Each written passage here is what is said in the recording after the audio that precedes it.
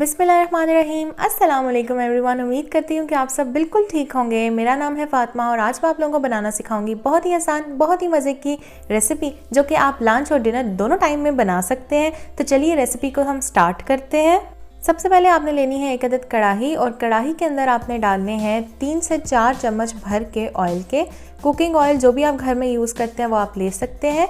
Oil डालने के बाद आपने क्या करना है, आपने इसके अंदर शामिल करने हैं प्याज यहाँ पे आपने डालने हैं 5 अदद दरमियाने साइज़ के। ये आप देख सकते हैं मैंने इनको बारीक बारीक कट कर लिया है।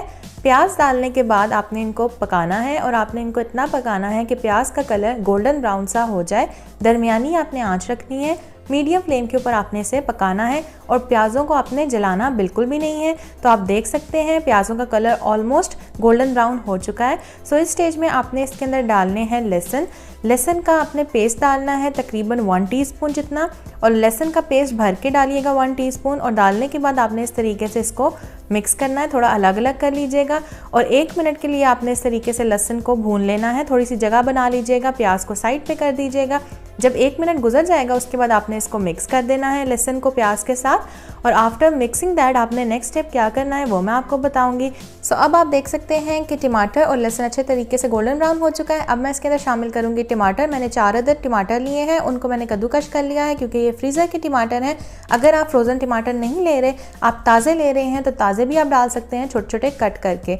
सो ये आप देख सकते हैं 4 अदद मैंने टमाटर डाल दिए हैं। टमाटर डालने के बाद आपने इसको मिक्स करना है और मिक्स करने के बाद आपने इसके अंदर स्पाइसेस डालनी है, जिसमें आपने डालना है 1 टीस्पून नमक और हाफ़ टीस्पून आपने हल्दी का डालना है, 1 टीस्पून आपने लाल मिर्च का पाउडर डालना है और आधी छोटी चम्मच आपने इसके अंदर रेड चिली फ्लेक्स डालने हैं, यानी कि कुटी हुई लाल मिर्च। ये 4 अदद चीज़ें आपने डालनी है। ये 4 स्पाइसेस डालने के बाद आपने इसको मिक्स कर देना है, दरमियानी ही आपने आंच रखनी है। इसके बाद आपने क्या करना है, आपने इसको 3 से 4 मिनट के लिए पकाना है एंड आफ्टर 3 to 4 मिनट्स आपने इसके अंदर ऐड कर देनी है हरी मिर्चें, यानी कि ग्रीन चिलीज़। मैंने 3 अदद ली हैं, एक को मैंने लंबा काटा है और बाकी 2 को मैंने छोटा छोटा कट कर लिया है। आप चाहें तो छोटा छोटा कट करके भी डाल सकते हैं, चाहे तो लंबी भी डाल सकते हैं कट करके। So it's up to you. अब यहाँ पे हरी मिर्ची डालने के बाद आपने मसाले को थोड़ी देर के लिए भूनना है।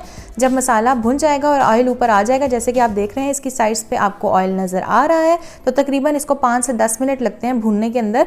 और जब मसाला अच्छे तरीके से भुन जाएगा, ऑयल ऊपर आ जाएगा, तो आपने इसके अंदर शामिल करनी है 1 छोटी प्याली दही की। ये आप देख सकते हैं मैं इसके अंदर दही शामिल कर रही हूँ। अच्छे तरीके से आपने दही को फेंट के इसके अंदर शामिल कर देना है। और दही डालने के बाद आपने नेक्स्ट स्टेप क्या करना है वो मैं आपको बताती हूँ। तो आप देख सकते हैं मैंने इसके अंदर 1 प्याली दही डाल दिया है। दही डालने के बाद आपने इसको मिक्स कर देना है, अच्छे तरीके से चम्मच चला दीजिएगा ताकि सारी चीज़ें आपस में यकजान हो जाए। जब ये स्टेप हो जाएगा तो आपने इसको पकाने के लिए छोड़ देना है।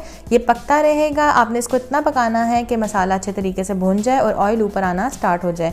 ये आप देख सकते हैं मैंने इसको 5 मिनट के लिए पकाया था दही डाल के और उसके बाद मैं इसके अंदर कोफ्ते शामिल कर रही हूँ। अच्छा, ये फ्रोज़न कोफ्ते हैं, इनको आधा पहले कुक किया था और उसके बाद इनको फ्रीज़ किया था, तो वही मैंने यूज़ किए हैं। अगर आप फ्रेश बना के भी यूज़ करना चाहते हैं तो फ्रेश बना के उनको पहले फ्राई कीजिए और उसके बाद इसमें शामिल कीजिए। और अगर आपने मेरी रेसिपी देखनी है कोफ्तों की कि किस तरीके से बनाते हैं, तो वीडियो के एंड में आपको उसका लिंक मिल जाएगा। सो आप देख सकते हैं मैंने मसाले को कोफ्ते डालने के बाद 1 से 2 मिनट के लिए पकाया था और उसके बाद मैंने इसके अंदर शामिल किया है पानी मैंने 1 गिलास जितना डाला है। और पानी डालने के बाद आपने इसके ऊपर ढक्कन रख देना है और इसको स्टीम के अंदर से पकने देना है। तकरीबन 5 मिनट के बाद आपने ढक्कन उठाना है और उसके बाद इसके अंदर आपने चम्मच चला देना है। ये आप देख सकते हैं स्टीम के अंदर ही कोफ्ते पक रहे हैं और ये सॉफ्ट हो जाएंगे। इस तरीके से एहतियात से आपने इसके अंदर चम्मच चला देना है और मिक्स करने के बाद आपने क्या करना है, आपने इसके अंदर डालनी है कुछ अदद चीज़ें जो कि मैं आपको बताऊंगी। जिसमें सबसे पहले आपने डालना है इसके अंदर धनिया पाउडर, ये डालना है आपने हाफ़ टीस्पून, ज़ीरा पाउडर हाफ़ टीस्पून।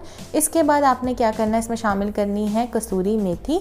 कसूरी मेथी आपने डालनी है तकरीबन 1 टेबलस्पून भर के।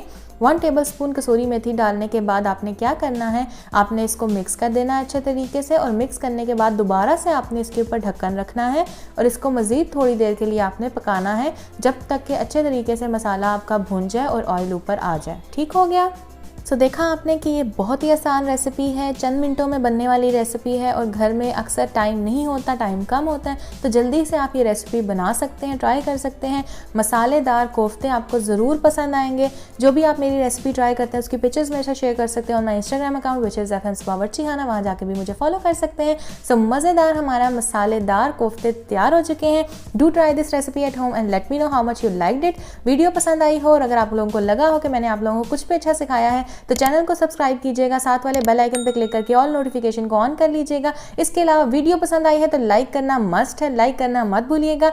मुझे दीजिएगा इजाज़त, ज़िंदगी रही और वक्त ने साथ दिया तो आपसे फिर से मुलाकात होगी। टेक केयर, अल्लाह हाफिज़ एंड अल्लाह निगहबान।